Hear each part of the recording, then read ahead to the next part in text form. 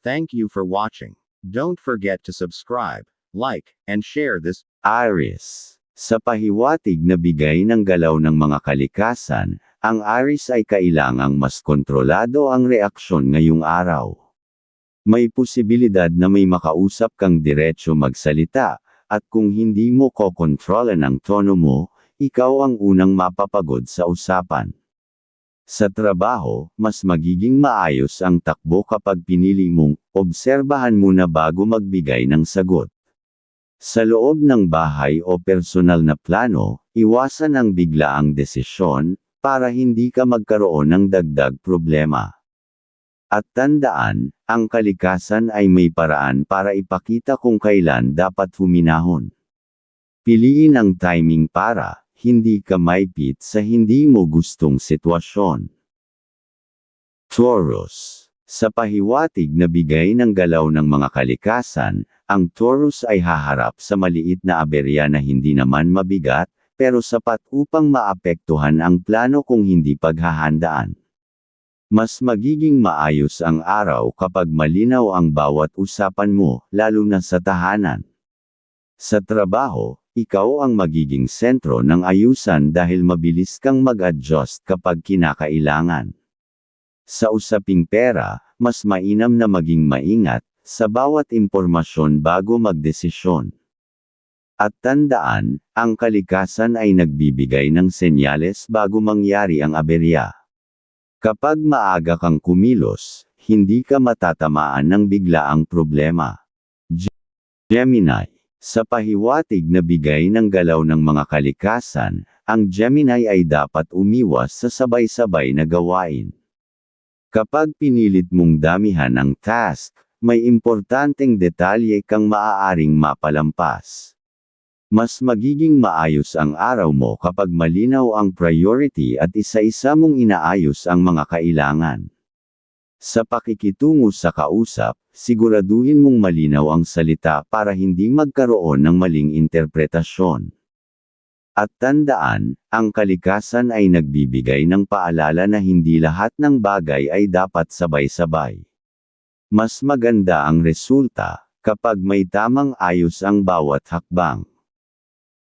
Cancer. Sa pahiwatig na bigay ng galaw ng mga kalikasan, ang Cancer ay mas makakabuti kung uunahin ang usaping bahay o pamilya ngayong araw.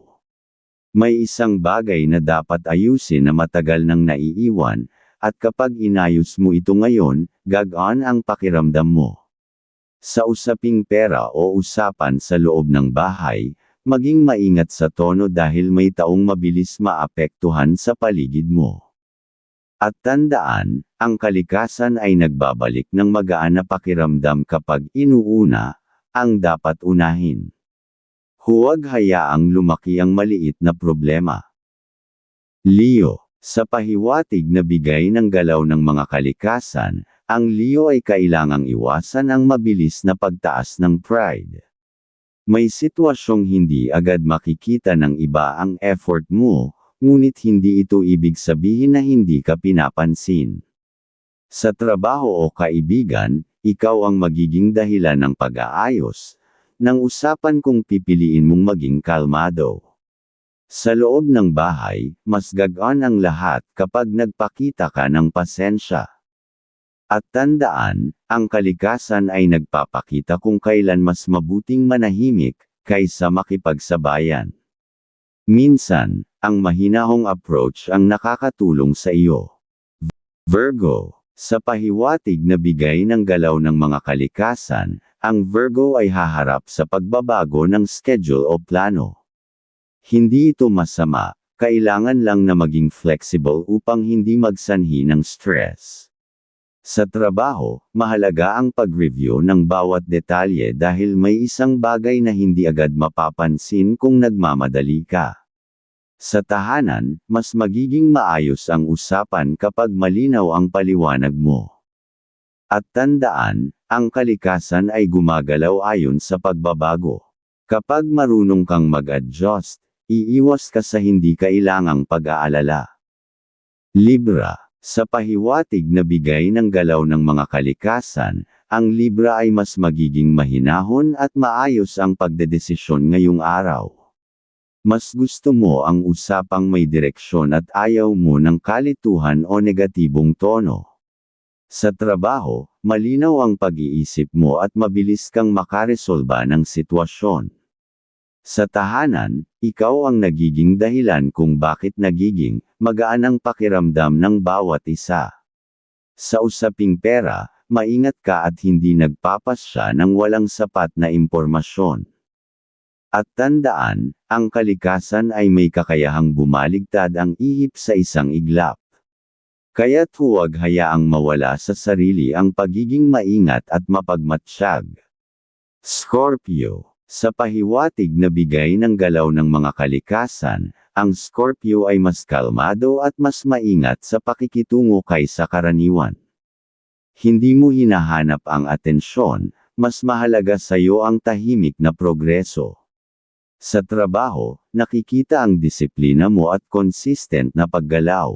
Sa tahanan, mas handa kang makinig kaysa magsalita, at dahil doon, mas nauunawaan mo ang mga sitwasyon. Sa pera, inuuna mo ang pangangailangan at hindi nagpapaapekto sa uso.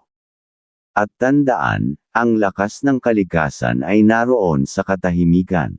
Huwag balewalain ang tahimik na babala sapagkat ang biglaang pagdating, ay hindi palaging may paunang senadoryas. Sagittarius. Sa pahiwatig na bigay ng galaw ng mga kalikasan, ang Sagittarius ay mas praktikal at malinaw ang layunin ngayong araw. Sa trabaho, hindi ka basta sumasabay sa iba, mas mahalaga sa iyo ang tamang proseso. Ayaw mo ng likurang usapan at mas gusto mo ang diretsyong komunikasyon. Sa tahanan, ikaw ang nagbibigay ng gaan at magandang payo kapag kailangan. Sa pananalapi, hindi ka naghahangad ng sobra, mas pinahahalagahan mo ang tamang paggastos. At tandaan, ang galaw ng kalikasan ay hindi humihingi ng permiso, kaya maging handa sa pagdating ng hindi inaasahan.